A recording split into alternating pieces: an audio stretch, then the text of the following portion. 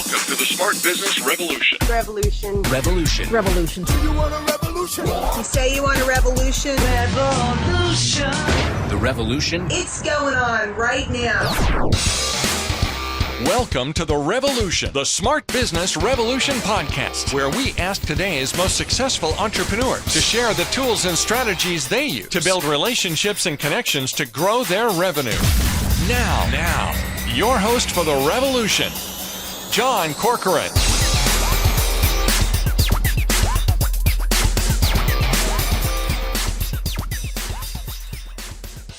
Hey, welcome everyone. John Corcoran here. I'm the host of this show. And, every week I get to talk to smart CEOs, founders, and entrepreneurs of all kinds of companies. Check out the archives. We've got interviews with the CEOs or founders of Netflix and Kinko's and YPO, EO, Activation Blizzard, LendingTree, OpenTable. Go check them out. Lots of great episodes there. Lots of great wisdom to share. I'm also the co-founder of Rise 25, where we help connect B2B business owners to their ideal prospects. And my guest this week, Leonard Goldberg. He is an aeronautical entrepreneur. You probably don't hear that every day. He owns an aircraft charter management, maintenance, sales, and acquisition company. He also appears in various different videos and programs, including selling jets on a wealth of entertainment network, and several YouTube appearances on flying and sailing Doodles for Bahamian hurricane relief.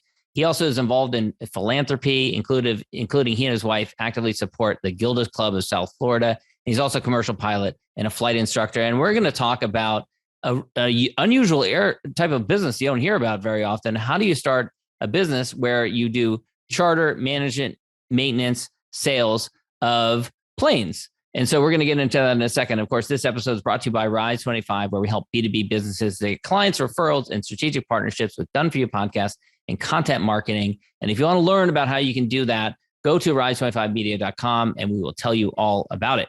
All right, Leonard, pleasure to have you here today. So take me back to the very beginning. You're young, you're working for a charter company, and you get fired. You hear this story so often with different entrepreneurs and founders, and it's like two roads split in the woods, right? And there's two different ways you can go with this. Well, do I go get another job, go work for another company, or do I start my own thing? You end up starting, humblest of roots, one plane with little flights over the Bahamas. Maybe I'm even getting ahead and that wasn't the very beginning, but take me back. What was that very beginning like? You get fired, and you decide, well, all right, I'm going to start my own company. Yeah. So it was interesting. I was a flight instructor and a friend of mine was a dispatcher at a charter company in Palm Beach, Florida. And the succession was you did that dispatch position so you could move into the flight line when a co-pilot position opened up. So that was kind of the route we were going to go on. So he went to the co-pilot seat and said, "You want to be a dispatcher here at this charter company?" So I went up Palm Beach and did that and really fell in love with that segment of our industry, the general aviation part, the flying private jets. That was a whole new world for me. The first quote I did to someone, I couldn't believe that they could afford to fly to New York on a private jet and spend almost $10,000. And is a dispatcher, help me with that. Is a dispatcher, you doing sales? Are you talking to the customers? Is that what you're doing? So back then you kind of did it all. The customer would call. We actually used phones back then, not just the internet. They would call. It'd be a personal relationship. You'd give a quote. If they booked the trip, they'd work through you to book the trip. Then you would, dispatch the trip to the crew and decide what airplanes to use, what crew to use. So we were pretty pivotal to doing all that. So you learn all that, behind the scenes. Yeah. It was a lot of fun. I really enjoyed it. Liked the atmosphere, liked everyone I worked with and the aircraft that we were using, and thought I'd found a home for my career. The owner bought 3 other facilities like that. I mean, they're called fixed base operations, basically gas stations for private jets. And he bought other facilities, rebranded it, and flipped it to Signature Flight Support, which is probably the biggest FBO chain in the world. But they only do the gas station functions, sell gas, provide hangar space, so they actually shut the charter department down, shut the maintenance department down. So I found myself virtually fired. And I had developed a lot of relationships in the 2 years I was there.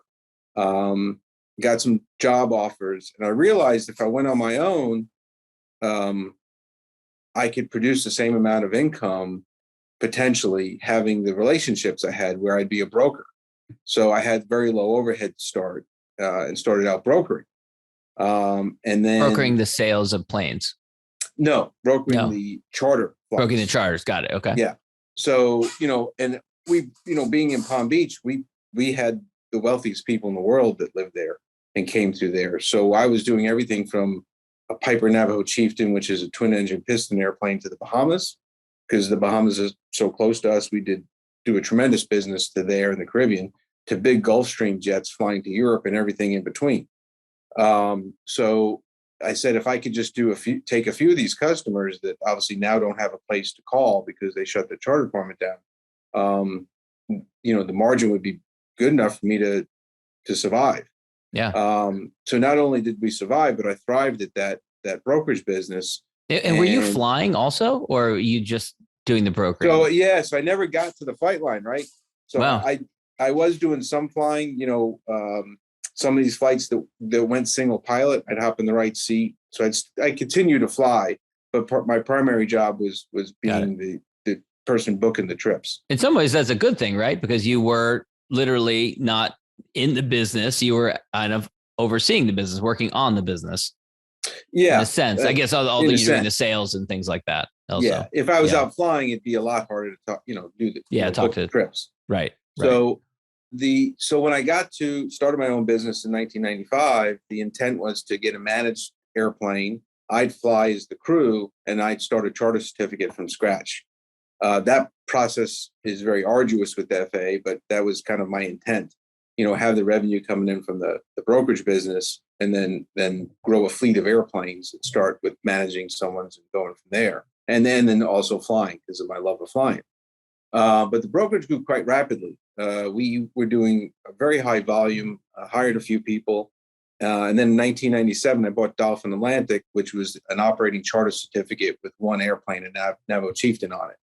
So now we had the brokerage. Now we had the charter certificate and one airplane. So then we started growing the certificate from there with more airplanes. Got it. And where does one network with other potential customers? I'm curious about that. You're a young guy, you just started your plane. Do you go and join the Palm Beach Yacht Club, Country Club? Like, you had some network, but you probably wanted to expand it even further. So can you remember in those early days, like how you kind of networked amongst that community? Sure. So, being at the airport itself is a big help and getting a good reputation so people refer you. But one of my clients was Mrs. Scripps. I usually don't talk about clients, but obviously this is going back a long time ago.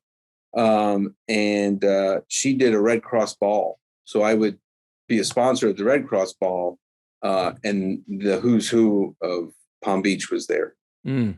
So I would do some sponsorships. That's great. Yeah. So finding the right opportunities to sponsor then. Yeah. Right. Yeah. Did you auction off a flight to the Bahamas or anything like that? Back then I didn't. I couldn't afford to do that. No, too much. But since then, you've done that. Yes. Yeah. Yes, and you've had some cool experiences and also philanthropy with your planes, which we'll get to in a second there. But talk a little bit about some of the early growing pains. You ended up hiring your college roommate as director of maintenance and a couple of other people that you had relationships with, and they kind of helped get the company off the ground in the early years. Yeah. So it's an entrepreneur story where we worked in the business. I worked 24 hours, 7 days a week. I didn't have a family or anything. My life was the business. I would be at the airport 7 days a week, and I thrived on the environment. And the people that I brought in to help me had the same kind of culture. We were young and we loved aviation. We were passionate about it, and we just kept growing and kept working and grew the business, and grew that goal of $10 million. And when we got there, I had met Vern Harnish several years earlier. At that time, it was the Rockefeller Habits. Now it's Gazelles. And when I first joined EO in 2001, I had met him shortly after. He says at $10 million, you have to fire your management team and just hire the next level of management. I'm like, this guy doesn't know what he's talking about. These people helped me grow this business. Yeah. But the reality was in 2006, when we had been doing it for a decade, maybe a little less than a decade, everyone was, kind of getting a little burnt because we didn't have the management expertise to keep growing. So when we got to that $10 million mark, with EO and being involved in EO, I knew that we could hire the next management level, keep us growing, take us to the next level. So we could all make more money and actually work smarter, not harder. But the management team, who I'm very close with, didn't see that. And basically I became an asshole for wanting to pay someone more than them to do a job in management that they thought they can just graduate to. They thought you were an asshole because you said that you wanted to hire people and pay them more. Well, we would have to. It's the next management level, right? Yeah. So yeah, basically did you have to let any people go that had worked for you for a period of time? Did you have any tough discussions? No, that wasn't the intent at all. The intent was everyone had a position in the company, and for us to continue to grow, past that level of $10 million, and continue to add things instead of growing, in a frustrated manner, to grow smarter, not harder. And then I stayed loyal. I didn't hire the next level of management, and, bumped everybody up a bit because we're all working really hard, and we'd grown to 15 airplanes, something like that. And it did what it normally would do. We stayed at $10 million for a couple of years. We plateaued. We couldn't get past that. And it was very frustrating because we didn't have the management talent to really continue to grow and be at that level. And then 2008 hit. Wow. So 2008 hits. So the financial meltdown. It's interesting. We'll get into comparing that period to what happened during the pandemic, but a different type of different era, different type of response. Did your business dry up at that point? What was it like in 2008? Yeah, we took the ride down. People didn't charter planes, weren't buying airplanes, especially in the private sector. If you remember in Washington, the three big automotive companies went to Washington to ask for money. They flew on their private jets. Planes. Yes. Separately. That did not go over so well. Separately. Yeah. So, and it showed how disconnected they were to their flight department, because they couldn't have said, they should have said, everyone here on this bench flies privately on tax dollars. Why is that? Because you need the privacy, you need the efficiency, you need the effectiveness of flying private. There's a real value to it. When you have hundreds of thousands of people employed, depending on your company to succeed, you need to be in a private jet, not flying in Southwest. Yeah. So, but they didn't have a great response though. They didn't have a great response. No. So they all went home and drove 3 days back in their cheapest car they had. So that didn't go well. So everybody did that affect your business when that happened? That's kind of like 100%. Immediately thereafter, every corporation was selling their jets. They weren't flying privately. So that was part of it. We had activity. So to adjust the activity and ride the wave down, I did liquidate everything I had to keep everyone employed. I did have to cut salaries across the board, thinking everyone would buy into that to stay employed. But the folks that were, I think, at their limit, left. Yeah. They didn't want to take a pay cut, and I had no choice. How did that feel? You're liquidating things. So I assume you mean you're selling off assets, selling planes. I don't know if you're selling. No, houses. There was nothing you couldn't sell anything at the time, but I actually liquidated my 401k, any savings I had, anything I personally had built up cash wise to that point. I liquidated you're doing all that. You're doing all that, and then you ask people to take a pay cut for the period of time, and then people leave. The original people that I think in 2006 when I became an asshole because I wanted to hire next level management. Those folks. So they left. So they left. They left. So when did you hire the next level management? So we rode the wave down to 2008, 9, 10, and then we kind of bottomed out in 2010. How much in terms of you said you were over 10 million. Can you share what you got down to? We went down to 6 million. A little less than 6 million in 2010, which was still manageable, because I only owned a couple of the airplanes that we operated, and then we had managed airplanes. So I didn't have a lot of risk with them. Yeah, we bottomed out 2010. Then we really took a nice uptick in 2011, saw things coming back. And I had actually, I was part of Embraer when they did their I was part of their advisory board when they were developing the jets they have today in their executive jets. So I bought a fleet of Embraer executive jets, the Phenom 100 300s in 2006, putting in, a deposit to do that. And fortunately, we were able to sell enough planes of our positions into our management charter programs to really help us in a nice trajectory in 2011. I did have a huge setback in 2011 as we were starting to go up. And going to your question about, did you hire the management, is my wife was diagnosed with cancer. So I had to really focus on working, managing the business, not working in the business. And I'd always worked in the business. I just was one of those people that couldn't get out of my own way. Yeah. Even and being part of EO, they teach you how to, what you have to do to get to that level, and having the resources of people to talk to, and having just a wonderful forum that I've been involved with for 20 years now. And were they, so while your wife was sick, then were you able to, did you hire enough people that you were able to step away from the business, or was that a difficult process? Yeah. Well, it's never easy, but yes. So a few people internally stepped up, and then we brought some people in that allowed me to take care of my wife and my two young children at the time. My daughters were 5 and 2. Oh, wow. Yeah. So luckily, they caught it early, and, we didn't expect to have to do chemo because they thought they caught it early enough, but they misdiagnosed it and it was a little more advanced. But with chemo treatment, she was able to beat it. The kicker was 30 days after she finished chemo, my mother was diagnosed with stage 4 lung cancer. Yeah. So, we perpetuated the running the business well so I could take care of my family. Yeah. Yeah. So hard. And just this happens just in 2011, just as things seems like kind of coming back for you. Right. So, and they did come back, and I was able to still, participate in the business, but running it, and managing the business instead of working in it. Right.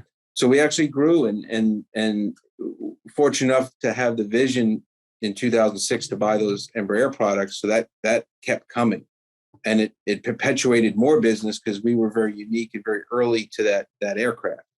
And the Phenom 300 wound up today is 9 years in a row has been the best-selling jet, light jet in the industry. So being ahead of the market with that product helped set you apart, differentiate you. Correct. And it turned out the jet was the perfect jet for the Phenom 300 specifically was the best jet right now for the charter market in the light jet category. There was one other one you mentioned, the Eclipse Jet. That was another one that you said when that came out, you realized that was going to have a big impact on the industry, and kind of the economics worked out better for you. So talk a little bit about the impact that had. Yes. So when the traditional charter market was to buy a private jet back then, the Hawker, the Lear jets, Gulfstreams, they had a huge acquisition cost, but they didn't design planes like airliners where they're going to run a lot. So you can only run them viably 300 hours a year, 500 hours a year. 6 was a busy year. So if you're going to buy a plane that was that expensive new and then run it 500 hours a year, the economics don't let you buy it yourself and just run it on charter, right? So you have to manage other people's airplanes or buy older airplanes. So the airplanes I owned, the Navajo, the Kingers, were older, 20 years old. Then you had an acquisition cost you can afford, but your operating costs were a little higher. It's an older airplane. But when the Eclipse Jet came out, I said, here's an acquisition cost and an operating cost that coincide, where you can buy this thing and run it viably and make a profit, make a business out of it. So I got what they called the Lighthouse Program, which was kind of an advisory board for Eclipse Jet. So I got to learn a lot about the company. And that gave me an education that really helped me go into the advisory board for Embraer. But the Eclipse Jet didn't come out quite at the level they expected. It didn't have the avionics working well enough. So it was and then obviously they went bankrupt. So it was a lesson learned, but it really focused me to look at the next generation of flight for the company to survive, right? Because everything I was involved in 20-year-old airplanes. But I knew that wasn't going to get me where I needed to go 20 years later, Right. which is where we are today. Because today those planes would be 40 and 50 years old. Yeah. That's not a viable company. You had a background in training in flight.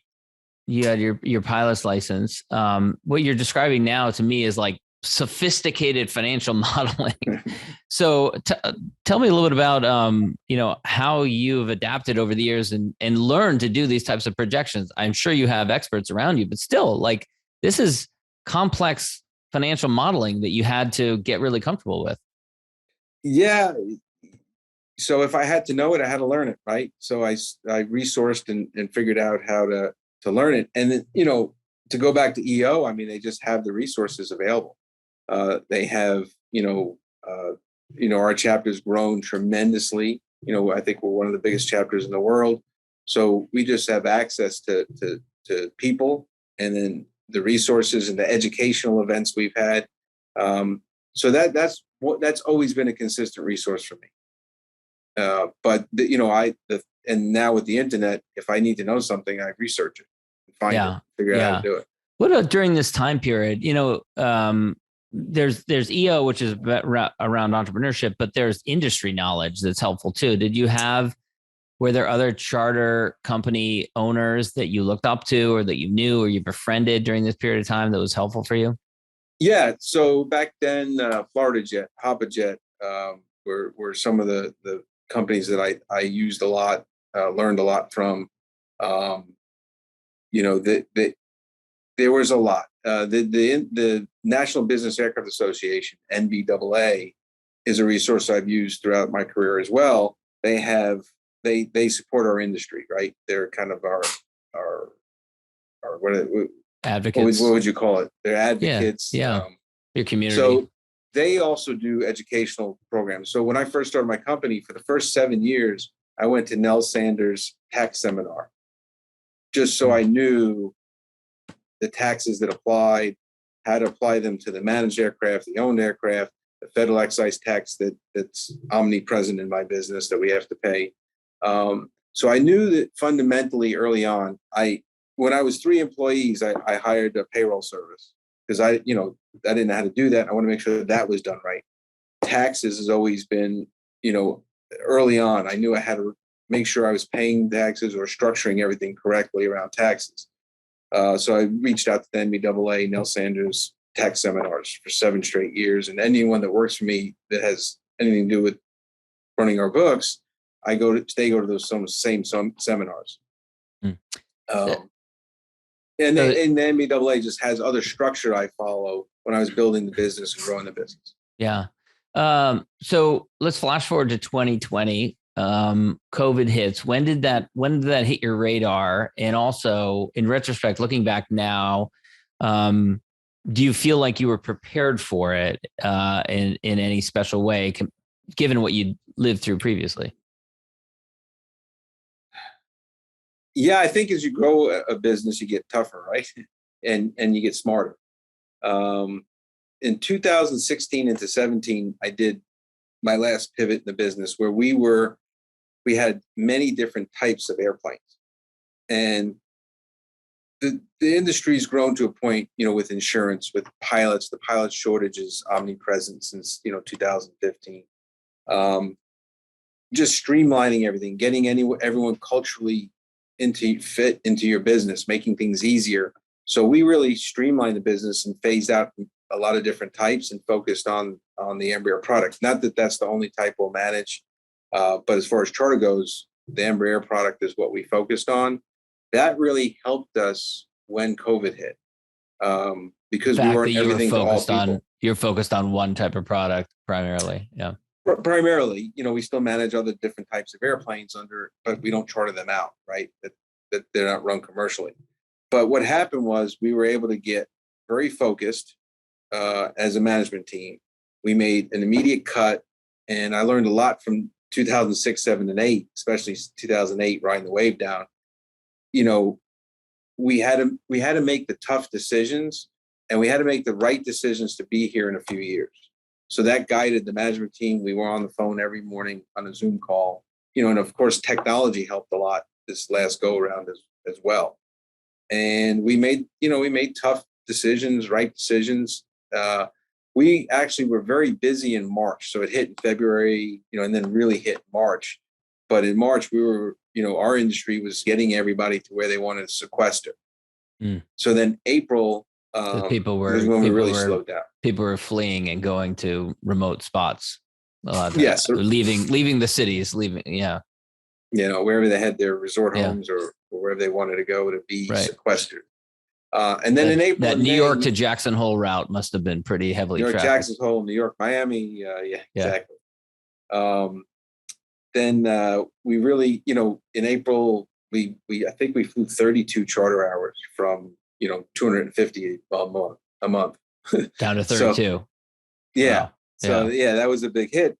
Fortunately, a couple of years earlier, a friend of mine came to me that used to work for the cruise lines, and we got as an approved vendor for seaborne cruises. Well, in April and May, they needed to get all their passengers off the ships and home, and then the cruise. So in April and May, when we were very slow flying charter, we were brokering trips for them, flying people all over the world. Ah, wow. That helped us. So we just looked at every 2 weeks, because we do payroll every 2 weeks. So we just focused, how do we make payroll in 2 weeks? And after that 2 week segment. So we just, in March, we were busy enough to get us to mid-April. Then these flights were good enough to get us to, you know, keep going. Now, when you and I first spoke, I remember you kind of jokingly said that your mindset at this period of time was, well, I've been at this for 25 years and I guess this is how it ends. So yeah, exactly. When in April, when things got really slow in May, I'm thinking, here comes June. It's going to be my 25th anniversary in business, and I'm not going to make it, really. Oh, no. I made it this close. You know, I started jogging a lot, so my runs got a lot longer, so I had a lot of time to think. And I was like, I got to figure this out. There's no way I'm going to give up 25 years after 25 years of doing this. Right. And fortunately, you said by June there was an unusual uptick. What do you think you can attribute that to? So it came down to wealth, right? The wealthy people weren't going to stay sequestered, and they couldn't go international. So domestic travel picked up for private jets quite a bit. In June, we really saw an uptick in July, and then in August, I realized this looks like it's coming back in full force, and we started growing. I had a tremendous amount of people. Old customers that didn't charter anymore or sold their planes, come back and say, okay, I want to buy an airplane. I want to fly charter. I'm not going to the airlines anymore. Yeah. So, you know, because anyone who could afford it avoided the commercial planes. Yeah. So that was the principle, right? So the principle wasn't going to fly commercially, and they weren't going to let their kids fly commercially, and they weren't going to let their parents fly commercially. So it came back in full force. Yeah. Now, since that point, some of the biggest challenges for you, like every business out there these days, is hiring talent, recruiting. And an unusual thing for you is that you have to pay for a lot of training. You hire a pilot and they have to go through a whole training program before you even know if they're going to work out or not. But there's an unusual thing in your industry where there is a loan agreement for their training if they leave within a year. So tell us a little bit about how that works. Yeah, so there's a huge investment in the pilots that come in here and their training, especially if they need initial training. So the way we can kind of tie them down to stay for a year, especially since the industry, you know, the pilot shortages, they can get hired almost immediately coming out of training. They can go somewhere else. So to try and hedge that, first and foremost, we really focus on our culture. You know, we're small enough where we can focus on culture and try to make sure we have people that want to be here, right? That's half the battle. But you don't always get that. So we do have them sign a loan agreement for the training that they initially do that's amortized over the first year. And is that hard to get? Is that just industry standard? So it's not hard to get people to do that? Correct. Okay. Got it. Got it. And then what have you found? It's such a unique skill set, the roles that you need to hire for. So what has worked for you for recruiting and hiring people, finding talent these days? So Keith Drake, my director of operations, does pretty much all the initial interviewing and hiring. Keith's second career came into flying. So his original career was an executive for Lowe's. So he was very involved with upper level management. So he's brought a skill set to my company that's been very helpful and in hiring people. So we have a pretty extensive hiring process, minimum of 3 interviews with Keith in each interview, but then we also add people to each of those interviews as people go through them. And, we're looking for more personality and judgment than we are the flight skills. You can train people to the flight skills. So we're not just trying to fill a seat in the cockpit. We're really looking for people that fit in here in our culture. And we don't always hit, but we've done better more often than not. Yeah. I want to ask you about how the industry is different today compared to 25 years ago. You mentioned earlier that it used to be back then people picked up the phone and called. I'm curious if, are people booking a $50,000 flight just through your website, sight unseen? They've never talked to you before. And that's where that is correct. The volume of the leads. Wow. That's pretty phenomenal. Yeah. It's hard for me to comprehend. I have my, flight coordinators and charter coordinators booking these trips, and they're a lot younger than I am. When I did it was late. You picked the phone, it was all relationship based. People wanted to meet you, talk to you, and it's not that way. I remember about 6 years ago, one of my charter coordinators is at his desk and hadn't touched the phone all day. I'm like, what are you doing? He goes, booked 7 trips already. I go, what are you talking about? He goes, everything's on the internet. I'm like, what? How's that possible? Wow. And then when he keeps going back and forth with someone on questions, texting or emailing, I says, after the third one, pick up, see that thing on your desk, that black thing, that handle, pick it up. And those buttons, you call somebody. They have phone numbers. Does he do it to follow your advice? Or you say, whatever, man, I'm going to keep on texting? Yeah, they keep texting. Yeah. Well, it's interesting these days. Like even 10, 15 years ago, that would be considered, faux pas for a business to do that. Now it's like if you aren't able to text back with a client, even a high net worth individual, probably there's an expectation that that's going to be available to them as a communication channel. I get annoyed. I don't know about them, but I get annoyed if I can't text back with this. I want to give them business, but they need to text me back. Yeah. So even booking a flight now, we send them the flight confirmation. And all I have to do is do a click and the payment thing. It's very simple. Yeah. But some of our older clients, absolutely get frustrated with it. And, they want to be handheld and talked to, but there are not many of them left. Right. I want to ask you got into this because of your love for flying. And sometimes when people go into a line of work where it combines their love, they kind of lose the love for it. Do you still have the love for it? Yes, absolutely. So, I used to fly in the right seat of the Navajos, left seat, the Navajos, King Airs, because they would pop to the Bahamas or around the Florida, and I could still work a full day. I'm still in touch. The flight segments are an hour and a half. But when we went to jets, I didn't have the time to stay current, go to flight school for 3 weeks, take a month out of my calendar to get proficient enough and get type rated, and then fly enough in a jet to really stay current. So I kept saying, I'll get back to that. One of my main motivations to buy the fleet of Embraer jets was so I can go pick them up in Brazil and fly them to deliver them to the United States. But I never had the time to really do the training portion of it and stay current, with the thought that I could always get back to it. Well, fast forward after growing the business, it was 15 years later. And when COVID hit and I had some more time, I actually went and got current again in a Cirrus. It's the airplane with the parachute. Yeah, really big into safety. Yeah, so I went and got current in the Cirrus. I've been flying for a little over a year, and I just put actually an order in Tuesday for a new Cirrus. That's the one with also the button, the Fly Me Home button, right? So the jet, this is the piston airplane doesn't have that yet. Can you explain what I'm referring to? Yes. So there's a button on board the airplane, and in their jet that they put out, the Vision Jet, I call it the "oh shit" button, but they call it safe return. Safe return. Safe return. Okay, yeah, I've watched videos of it. It's phenomenal. It's insane. Blows your mind.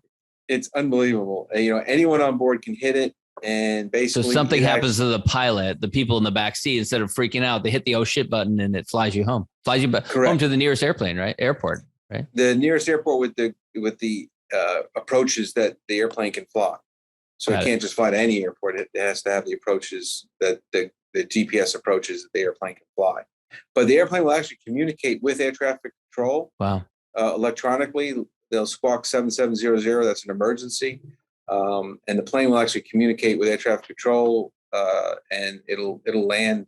It'll auto land. Wow, it just kind of blows your mind, doesn't it? And it has the parachute like the Cirrus piston airplane.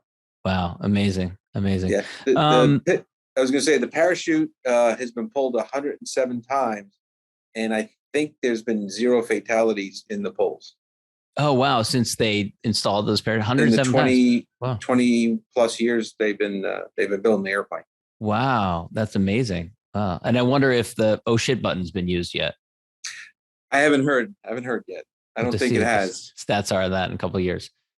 Maybe they should do it for fun. Like, I want to see what this is. Yeah, exactly. This has been great, Leonard. Really enjoyed talking about your trajectory, your journey with the business and everything. I want to wrap things up with the question I always ask, which is, I'm a big fan of gratitude. And if you look at your peers and contemporaries, others in your industry, however you want to define that, who do you respect? Who do you admire that's doing good work there? I know we chatted a little bit beforehand about it, and you talked about the impact that being part of EO and joining the board had for you. And that was one example that you wanted to talk about. Yeah, there's been so many, everyone in my forum, but really a pivotal time, I think, was Oscar Di Veroli came in as president of our chapter. And we were a tight-knit chapter at 60, 65 members. And he really changed the trajectory of the chapter. And that's where I really think everything clicked for me as far as running a business and all the things EO teaches, and just combining everything I'd learned from my industry. And he asked me to be on his board, and just that whole board clicked, and just the change in our chapter, the change that helped me with my business. So, I mean, if I have to pick someone that popped into my head, it'd be Oscar Di Veroli. Yeah. I did an interview with Scott Empringham, who is in Orange County. And as his business was failing, the president of his chapter asked him to join the board. And he told a super funny story about it. He was like, like desperate, his business is crumbling, all this kind of stuff. And Keith, who I also interviewed, was talking to him, and Scott's impression of him was like, and he's like this military background guy, kind of like listening to like whatever, like yeah, can you join the board? But Scott ended up saying that it ended up having such a big impact for him personally, that focus on something else, that focus on someone else, which we hear a lot of times, the kind of the caregiver mentality, ends up helping us fix and heal ourselves. So for you, being on the board, what did you bring back to your business? How did that help you with your business? Yeah, and that's when my business wasn't doing so well, right? 2009-ish, 10-ish. So it let me, the big change was going from working in the business to on the business, and really understanding what communicating your vision to your business is, your why, really digging deep on your why, really establishing a true culture for your business, and then holding people accountable that work in your business. So it all kind of came together at that time. So I can work on my business, which subsequently, and I think that's why I was successful when I rolled out of my business just falling with the economy to bottoming out. And then as we're starting to grow and really ramp back up again, when my wife had cancer, mother had cancer, I was able to run the business instead of run in the business. Yeah. And I think that experience really helped me do that, where it was successful enough where I'm still here. Yeah. Leonard, this has been great. Where can people go to learn more about you, connect with you, learn more about your business? Yeah, you can always go to the website, www.goldaviation.com, and my contact information's on there. I think that's the best way to do it. Excellent. Leonard, thanks so much. My pleasure. Thank you. Thank you for listening to the Smart Business Revolution podcast with John Corcoran. Find out more at smartbusinessrevolution.com. And while you're there, sign up for our email list and join the revolution. Revolution. And be listening for the next episode of the Smart Business Revolution podcast.